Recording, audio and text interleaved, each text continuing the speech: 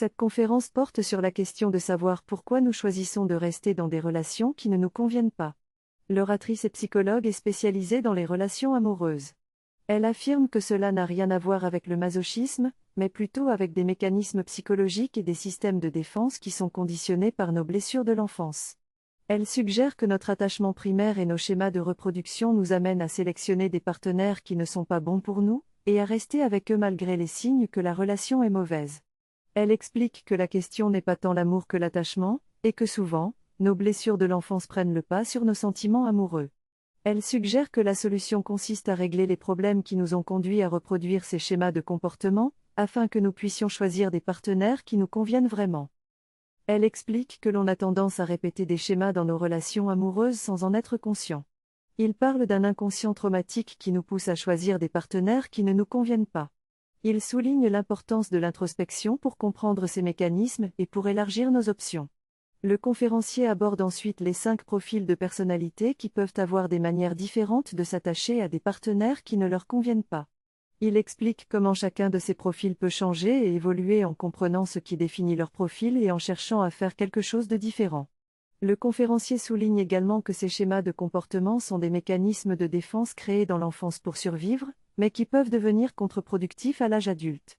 Il explique comment il a personnellement dû dépasser les stratégies de survie qui ont fonctionné dans son enfance pour trouver des relations amoureuses saines et satisfaisantes à l'âge adulte. Le texte parle de 2 types de comportements dans les relations interpersonnelles, l'altruisme et la réticence à donner.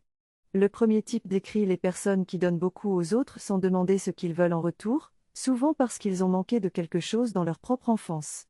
Ils espèrent que les autres leur donneront ce dont ils ont besoin, mais ils n'ont pas l'habitude de demander directement. Le deuxième type décrit les personnes qui ne donnent pas facilement et qui ont tendance à rester dans leur coquille. Si on s'attache à ces personnes, elles peuvent se retirer encore plus, car elles se sentent envahies. La clé pour les 2 types est de trouver un équilibre et de communiquer clairement leurs besoins aux autres. Il semble que le texte traite de différents profils psychologiques et de la façon dont ils peuvent affecter les relations amoureuses. Le premier profil mentionné est celui de l'altruiste, qui a tendance à se donner entièrement à l'autre, souvent au détriment de ses propres besoins. Cela peut conduire à des sentiments de déception et d'envahissement de la part du partenaire. Le deuxième profil est celui du serviteur, qui cherche à plaire à l'autre en lui offrant des cadeaux ou en se mettant en position inférieure. Ce comportement peut également être problématique dans une relation, car il peut conduire à un déséquilibre de pouvoir et à une perte d'attraction pour le partenaire. Enfin, le texte aborde le profil alpha, qui est souvent méfiant et paranoïaque, cherchant à contrôler et à assurer la sécurité dans une relation.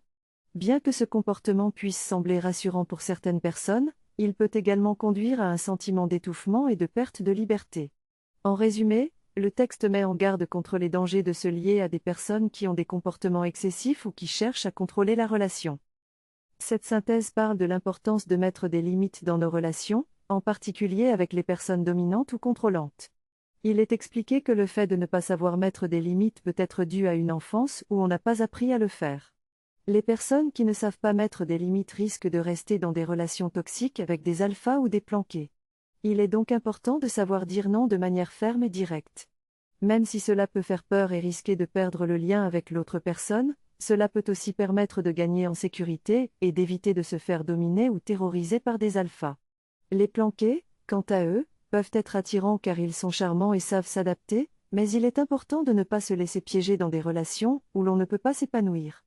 En tant qu'adulte, nous avons le choix et la responsabilité de choisir nos relations et de savoir mettre des limites. Ces relations amoureuses et des différents profils de partenaires.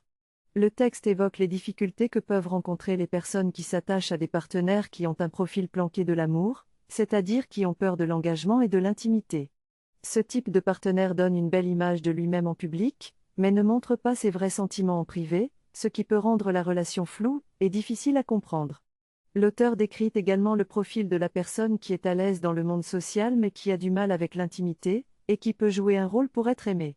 Enfin, il est expliqué que ces partenaires peuvent perdre leur désir et leur attachement après un certain temps dans la relation, ce qui peut conduire à la rupture. Le texte traite des relations interpersonnelles et de l'importance de la responsabilité personnelle dans ces relations. L'auteur explique que souvent, les gens s'attachent à des personnes qui ne leur conviennent pas, car ils ont quelque chose à comprendre de cette relation. Cependant, Plutôt que de simplement chercher à rencontrer l'âme sœur, il est important de se pencher sur ses propres mécanismes de défense et d'émotion pour comprendre pourquoi on est attiré par des personnes qui ne nous conviennent pas. L'auteur souligne également que la plupart des problèmes relationnels sont liés à des blessures émotionnelles du passé qui ont laissé des marques chez l'individu et qui peuvent affecter sa capacité à être en relation. Par conséquent, il est important de travailler sur soi pour comprendre ces blessures et les surmonter afin de vivre des relations saines et durables. L'auteur évoque les mécanismes qui conduisent à l'attirance ou à la répulsion en matière de relations amoureuses. Il affirme que le changement est possible et que l'on peut évoluer, mais que cela nécessite un travail personnel. En effet, il est possible de constater que l'on est souvent attiré par les mêmes personnes parce que l'on a peur de changer, et que l'on est conditionné par des mécanismes inconscients. Pour évoluer, il est nécessaire de sortir de sa zone de confort et de se remettre en question, en prenant conscience de ses limites et de ses défenses. L'auteur souligne également l'importance de l'expérience et de la souffrance dans l'évolution personnelle, même si elles peuvent être difficiles à vivre. En effet, la souffrance peut permettre de comprendre certains mécanismes et de prendre conscience de ses propres limites. Enfin, l'auteur rappelle que la peur de l'échec et du rejet peut freiner l'évolution personnelle, mais qu'il est important de prendre des risques pour avancer. Il invite les lecteurs à ne pas se laisser conditionner par leur passé, et à ne pas généraliser leur expérience à l'ensemble de l'humanité. Le texte traite du développement personnel et de l'importance de la communication dans les relations interpersonnelles. L'auteur mentionne que certaines personnes ont du mal à se confier parce qu'elles ont peur d'être jugées ou maltraitées. Cependant, il est important de communiquer avec l'autre et de mettre des mots sur ce qui se passe pour soi et pour l'autre. Il est également important de prendre soin de ses besoins et de demander clairement ce que l'on veut plutôt que de garder l'insatisfaction pour soi. L'auteur souligne également que l'altruisme peut être problématique si l'on s'occupe trop des autres au détriment de soi-même. Il est important de trouver un équilibre et de prendre soin de ses propres besoins, car c'est en étant heureux et épanoui que l'on peut aider les autres de manière efficace. Enfin, l'auteur encourage le développement personnel en encourageant la prise de conscience de ses propres comportements et la recherche de nouveaux outils pour mieux communiquer et mieux se connaître.